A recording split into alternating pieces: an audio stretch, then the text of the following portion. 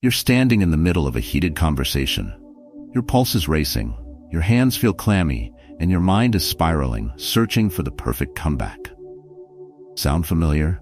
Conflicts like these can pop up anywhere, at work, at home, or even online, and they always seem to catch us off guard. Yet how you handle these moments can define your relationships, your reputation, and even your peace of mind. Now let me ask you, how often do arguments leave you feeling drained, frustrated, or even regretful? What if I told you that there's a way to stay calm, maintain control, and even strengthen your connections during disagreements? These aren't tricks or hacks, they're timeless techniques grounded in Stoic philosophy and backed by modern psychology. In today's video, we'll explore strategies that will transform the way you approach arguments. These methods are simple, practical, and proven to work in real-life situations. Whether you're navigating workplace conflicts, managing emotions in your personal life, or simply learning to communicate better, these tools will help you thrive. So, if you're ready to master your emotions and create more meaningful interactions, stick around. Don't forget to like this video and subscribe to Stoic Narratives Official for more life-changing insights. Let's dive in and unlock the calm and control you've been searching for. Pause before you react. Mastering digital conflicts. Marcus Aurelius once said, "You have power over your mind, not outside events. Realize this, and you will find strength."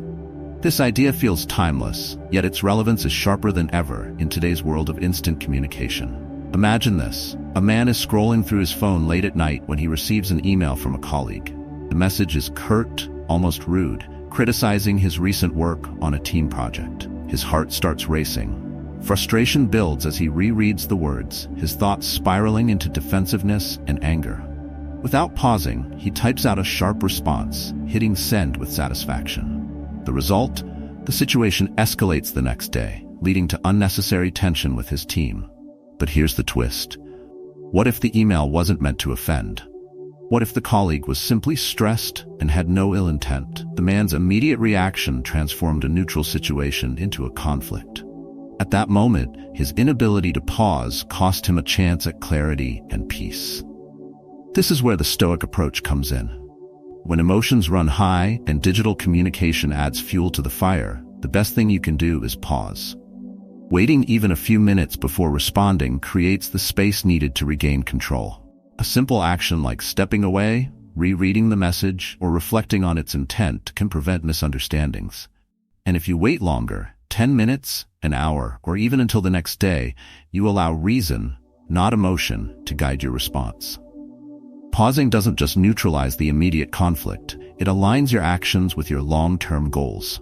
Think about it. When you respond impulsively, are you focused on resolving the issue or satisfying your ego? Often, the need to react quickly stems from a desire to defend ourselves, to win the argument in the heat of the moment. But Stoicism teaches us to prioritize what we can control, our words, our tone, our actions, and let go of what we cannot. Take, for example, a woman who found herself in a heated text exchange with her sibling over a family matter. They were at odds about how to handle their aging parents' care. The conversation quickly escalated, each reply more biting than the last. But then, instead of firing off another emotional text, she paused. She set her phone down, took a few deep breaths, and reminded herself of her ultimate goal, preserving their bond and finding a solution for their parents' well-being. When she finally replied, her tone was calm and collaborative, shifting the conversation from conflict to problem-solving. This act of pausing taps into modern neuroscience. When you take a moment to breathe deeply and slow down, you activate your parasympathetic nervous system, the part of your brain responsible for rest and relaxation. This physiological shift counters the adrenaline-fueled fight-or-flight response triggered by heated exchanges, giving you the clarity to respond thoughtfully. It's not just philosophy, it's science. In today's digital world, where messages can be misinterpreted and arguments escalate with a single click, pausing becomes even more essential. One effective technique is the pause and reflect method. When you receive a message that triggers strong emotions, resist the urge to reply immediately. Instead, wait at least 10 minutes. During that time, reread the message, consider the sender's perspective, and reflect on your response. Does it align with your values? Does it contribute to a solution, or is it fueled by frustration? You can also use digital tools to help you master this pause. Set up email drafts to delay sending for a few minutes, giving you time to revise hasty responses.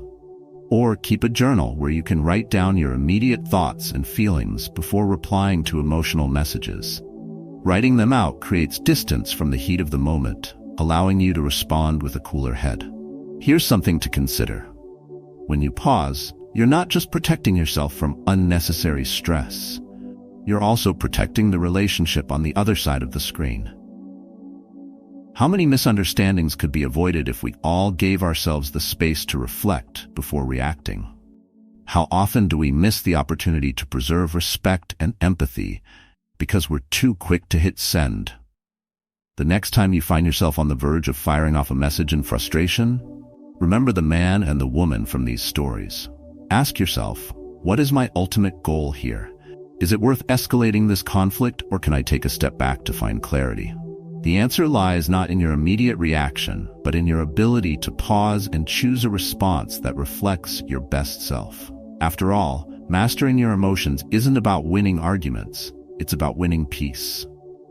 Let go of the need to win. Focus on the bigger picture. Seneca once said, "What difference does it make in how much you have? What you do not have amounts to much more."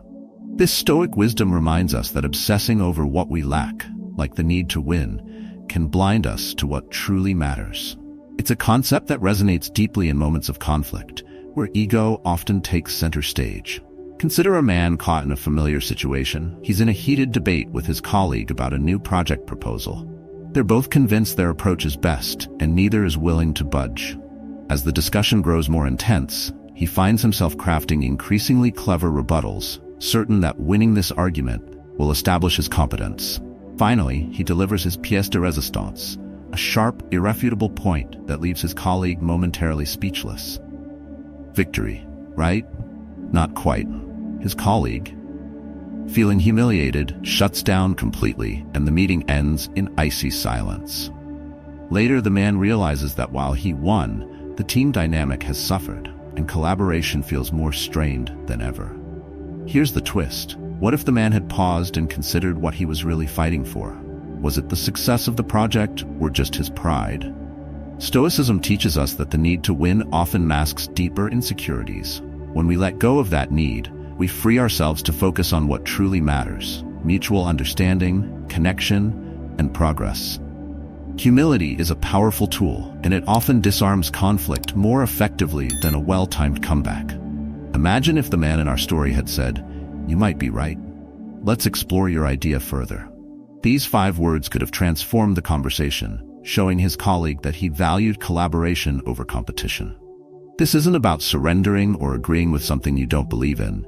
It's about shifting the focus from ego to empathy. But why is it so hard to let go of the need to win? Is it because we equate being right with being respected? Or is it that admitting someone else might have a better point feels like losing control? These are questions worth pondering because they reveal how much of our emotional energy is tied up in perceptions of victory. The truth is, most arguments aren't about resolving the issue. They're about protecting our pride. And here's the kicker. That pride often leads us to burn bridges we later wish we hadn't. Picture a woman in a similar situation. She's arguing with her teenage son about his screen time. Determined to prove her authority, she lays out all the reasons he's wrong and she's right. She wins the argument, but her son stomps off, feeling unheard and resentful. Later, she reflects, was the goal to win the debate or to teach him something valuable about balance and self-control? By letting her ego drive the exchange, she missed an opportunity to connect and guide. Science offers an interesting angle here. Studies in neuroscience show that during arguments, the brain's fight-or-flight response often takes over, clouding our judgment. The desire to win activates the amygdala, the part of the brain responsible for emotional reactions, while shutting down the prefrontal cortex, which handles reasoning and empathy. In contrast, practicing humility and self-control re-engages the prefrontal cortex, allowing us to think more clearly and respond with compassion. It's worth noting that letting go of the need to win doesn't mean avoiding conflict altogether. Instead, it's about reframing conflicts as opportunities for growth and understanding. Have you ever walked away from an argument feeling that you've gained a new perspective? Those are the moments when you've prioritized connection over competition, and they often lead to stronger relationships. A touch of humor can also lighten the emotional load during arguments. Imagine saying, "I could argue all day, but then we'd both miss dinner, and I'm starving." Humor, when used gently, can diffuse tension and remind everyone involved that the relationship matters more than the disagreement. So, the next time you feel that familiar urge to win, ask yourself, what's the cost of victory? Will proving your point strengthen the relationship or strain it? Does winning this argument align with your long-term goals, or is it just a fleeting ego boost? These are questions that can help you recalibrate your focus and choose a response rooted in wisdom rather than emotion. Let's reflect for a moment. How often do we prioritize being right over being kind? What would happen if, instead of trying to conquer the conversation, we sought to understand the other person's perspective? The answers to these questions aren't just theoretical. They're the keys to unlocking more peaceful, productive relationships.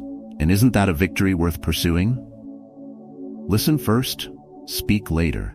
The silent power of emotional intelligence. Epictetus famously said, "We have 2 ears and 1 mouth so that we can listen twice as much as we speak." It's a simple truth, yet how often do we actually live by it? A man found himself in a situation that many of us can relate to. He was in a tense conversation with his partner, who was upset about how little time they'd spent together recently. While she spoke, he wasn't really listening. Instead, his mind raced ahead, forming his defense. When she finally paused, he jumped in with his prepared argument. But rather than calming the situation, his words made it worse. Her frustration grew, and she walked away feeling unheard. Here's the twist. Later that night, he replays the conversation in his mind and realizes something surprising. She wasn't asking for a rebuttal. She was asking to be understood. If he had focused on truly hearing her instead of trying to respond, the conversation could have gone differently. This is the silent power of emotional intelligence, and it starts with listening. Listening is more than just hearing words. It's about understanding the emotions behind them.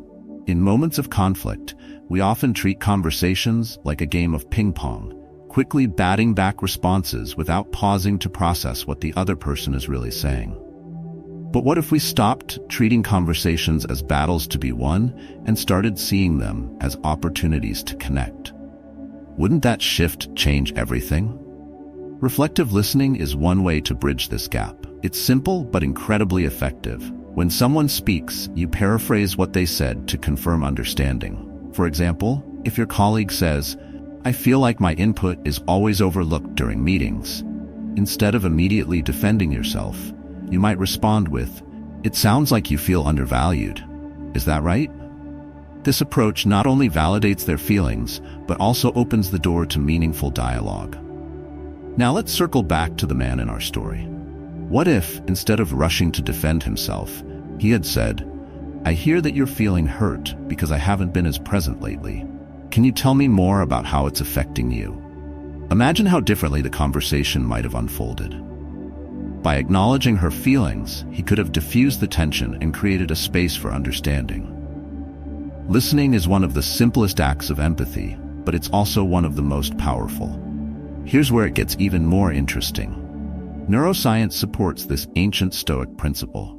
When we actively listen, we engage parts of the brain responsible for empathy and emotional regulation, like the prefrontal cortex and the anterior cingulate cortex.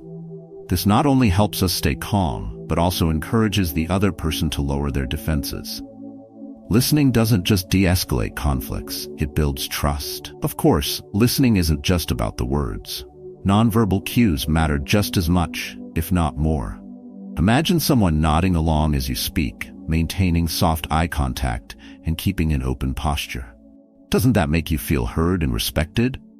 Contrast that with crossed arms, a wandering gaze, or a raised eyebrow, and the difference is night and day. The way you physically position yourself during a conversation can speak louder than your words. Humor can also play a subtle role in listening. Picture this. During a heated family dinner debate, a man pauses and says with a grin, "All right, let me put my rebuttals on pause and see if I can pass this active listening test." The tension breaks and everyone laughs, easing the atmosphere. Humor, when used gently, can remind others that you value the relationship more than the argument. But here's a question to ponder. Why is it so hard to truly listen? Is it because we're afraid of losing control? Or is it because staying silent feels like giving up power? The truth is, it's the opposite. Listening is not a sign of weakness, it's a demonstration of strength. It shows that you value the other person enough to give them your full attention. Isn't that what we all want in the end, to feel heard and understood? Next time you find yourself in a tense discussion, resist the urge to interrupt. Instead, try reflective listening. Control your body language and focus on the emotions behind the words. Ask yourself, am I truly hearing this person? Or am I just waiting for my turn to speak? The answer can transform the conversation. So let's take a step back. How many arguments could we avoid if we simply listened first and spoke later? How many relationships could grow stronger if we treated every conversation as an opportunity to understand, not an obligation to respond? The next time you're in a difficult discussion, remember that listening isn't just about solving problems, it's about building connections that last. And isn't that the ultimate goal? Calm the storm, physical techniques to reset your mind.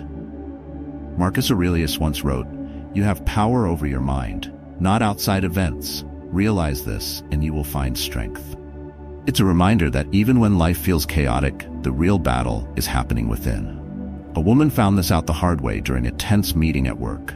She had prepared for days to pitch a new idea to her team, but within minutes of starting, her boss interrupted with harsh criticism. Her face flushed, her chest tightened, and her mind raced. The pressure was unbearable. She felt the storm building inside her, anger, embarrassment, frustration, and before she could stop herself, she snapped back at him. The room went silent, and she immediately regretted her outburst. But here's the twist. The storm wasn't caused by her boss. Sure, his comments were triggering, but the real cause of her reaction was how she let her body feed the emotional flames. Her tense shoulders, clenched fists, and shallow breathing had amplified her stress, making it impossible to think clearly. Physical tension and emotional outbursts are like two sides of the same coin. When you're stressed, your body tenses up. And when your body is tense, your mind follows, spiraling into anger or anxiety. But here's the good news. The reverse is also true. When you calm your body, you can calm your mind.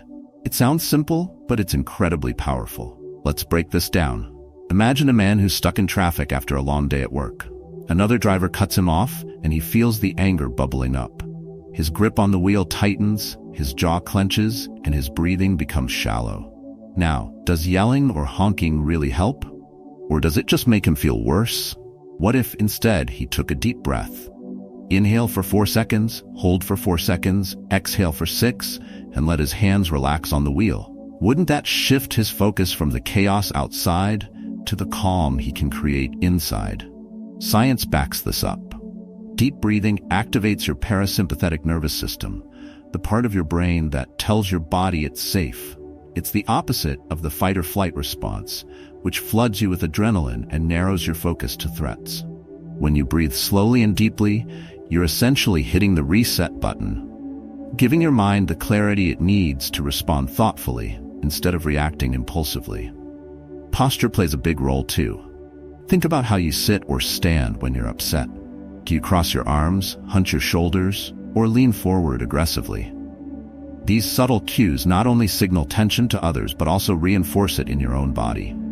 Adopting an open posture, relaxed shoulders, arms uncrossed, feet firmly planted, sends a different message to your brain. There's no threat here. And the beauty of this is that it works in real time. Humor can also help lighten the mood when things get heated.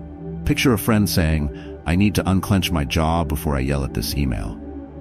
It's funny because it's true, and it's a reminder that even small physical adjustments can change how we handle stress. But here's the question. Why don't we practice these techniques more often? Is it because we underestimate their power, or because we're so caught up in the storm that we forget to take control? The truth is, that calming your body isn't just about avoiding emotional blow-ups. It's about creating the conditions for better decisions, stronger relationships, and greater peace of mind. The next time you feel tension building, scan your body for signs of stress. Are your shoulders creeping toward your ears? Is your jaw tight? Are your hands balled into fists? Release the tension. Drop your shoulders, unclench your jaw, and open your hands. These small adjustments might seem insignificant, but they can have a profound effect on your state of mind. Now think back to the woman in the meeting. What if she had paused, taken a deep breath, and released the tension in her body before responding to her boss? Instead of snapping back, she might have calmly asked for clarification or suggested a follow-up discussion. The outcome would have been completely different, not just for the meeting, but for her reputation as well. So let's reflect. How often do we let physical tension control us instead of taking control of it? What would happen if, in those stormy moments, we chose to calm our bodies first? The answer lies in practice. Start small. Pause during stressful moments, breathe deeply, and notice how your body reacts. Over time, these habits can become second nature, transforming how you navigate life's storms. And isn't that worth striving for? Collaborate, don't compete, turning arguments into growth opportunities. Marcus Aurelius said, "Be tolerant with others and strict with yourself." It's a profound reminder that we often see arguments as battles, where one side wins and the other loses.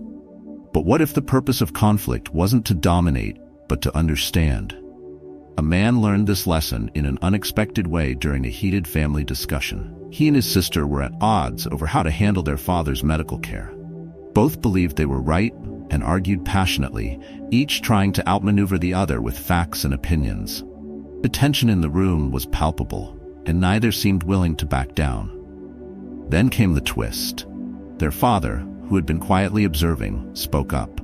He said, "If you two spent half as much energy working together as you do arguing, I'd already have a plan." His words hung in the air. The man realized with a pang of guilt that he wasn't fighting for the best solution, he was fighting to prove he was right. And in doing so, he had missed the bigger picture, their shared goal of ensuring their father's well-being. This is the essence of Stoic collaboration. Arguments often feel like a tug-of-war, but when both sides pull in opposite directions, nothing moves forward. The real strength lies in rowing together, not against each other. Collaboration turns conflicts into opportunities for growth, but it requires us to let go of our egos and focus on shared outcomes. Think about it. How often do we enter arguments with the sole aim of winning? Does proving your point really matter if it comes at the cost of a relationship? Stoicism reminds us that being right isn't as important as doing right. Imagine if, instead of saying, "You always do this wrong," you said, "How can we solve this together?"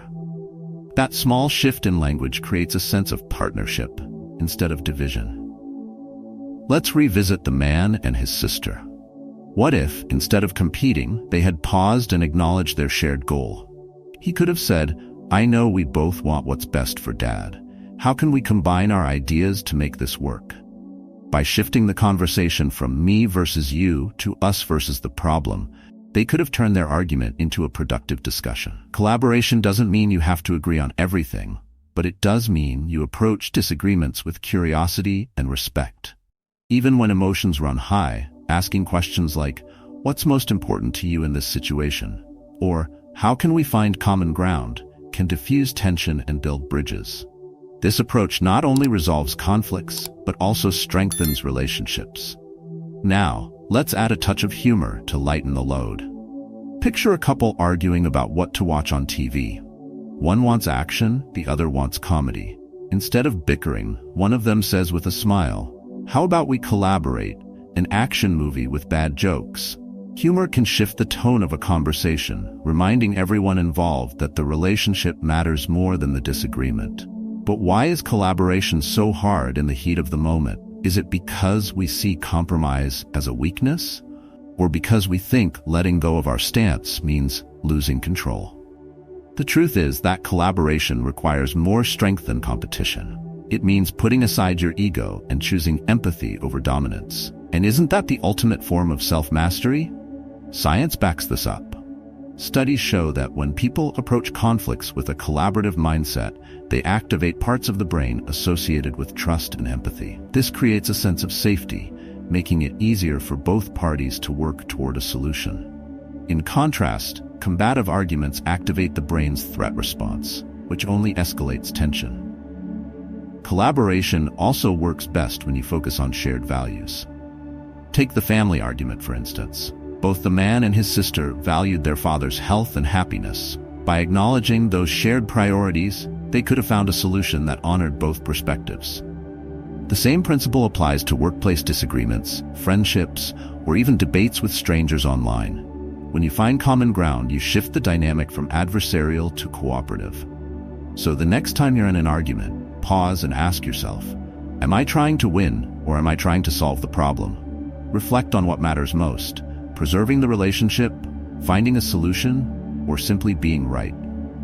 Often, the answer lies in collaboration, not competition. As you think about this, consider one final question. How many conflicts in your life could have ended differently if you had chosen to row together instead of pulling apart?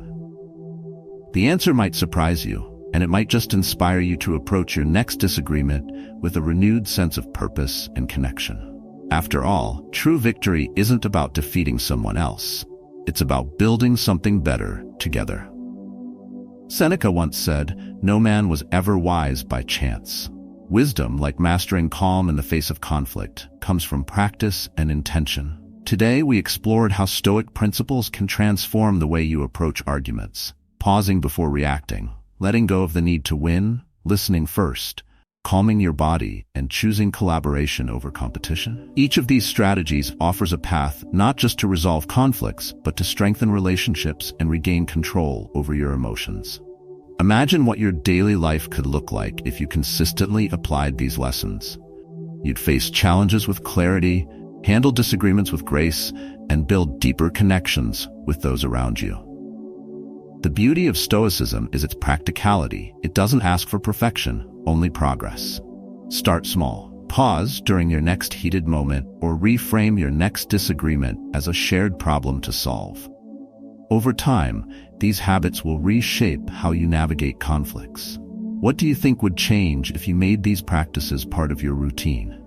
Share your thoughts or experiences in the comments. How do you handle conflicts now, and where do you see room to grow? Your insights might inspire someone else. If you found value in today's video, give it a like and subscribe to Stoic Narratives Official. Together, let's create a community that thrives on calm, connection, and wisdom. See you in the next video.